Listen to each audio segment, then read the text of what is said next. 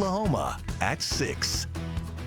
What we've continued to see is a district that, because of their actions and dereliction of duty, that the most vulnerable kids in their district have suffered the most.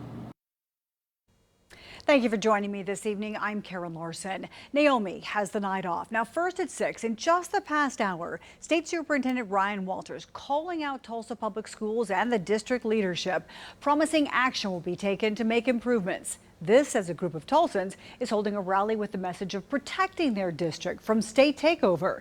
We have live team coverage tonight, including 2 News anchor Aaron Christie out at that rally with the group's efforts. We'll begin, though, with Shea Smith, who was at Walters' news conference. And Shea, the state superintendent, saying the Tulsa district is on a terrible trajectory.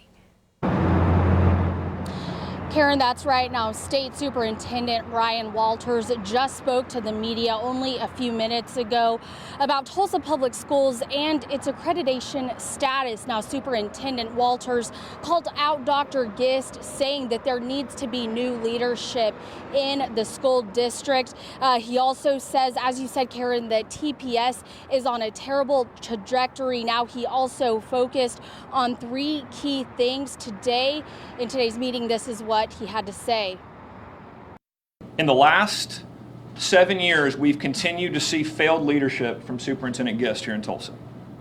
What we've seen are students continue to have poor achievement, financial mismanagement, and a lack of specificity around academic programming. Now, he pointed out that the reading proficiency percentages have dropped over the last few years within the Tulsa Public Schools district, which I do want to note, though, that those percentages have dropped over the last few years for the entire state as a whole as well. Now, the state superintendent talked about financial mismanagement in the district, which Dr. Deborah Gist has addressed in the past. And Superintendent Walters talked about per pupil funding that the district receives. He says the district receives more than the state average for each student, yet Walters says 52% of funding goes to administrative costs, while 48% goes into the actual classrooms. Now, State Superintendent Walters did not make a decision today regarding TPS's accreditation status.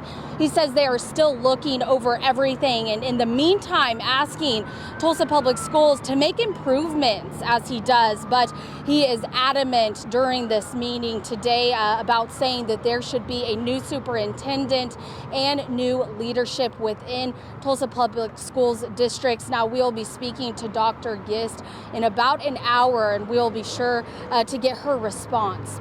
Live in Tulsa, Shea Smith, 2 News Oklahoma. Now, even before Ryan Walters spoke to reporters, TPS Superintendent Deborah Gist did release this statement that we're going to share with you. She says, "I believe in transparency and oversight. I believe in the power of a locally elected school board.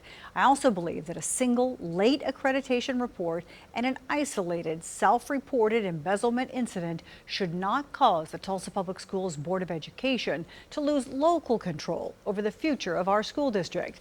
And I believe in the power and wisdom of Tulsans to determine the learning conditions and experiences of Tulsa students and educators." Dr. Gist went on to say that she will continue to work diligently for the best outcomes of TPS families.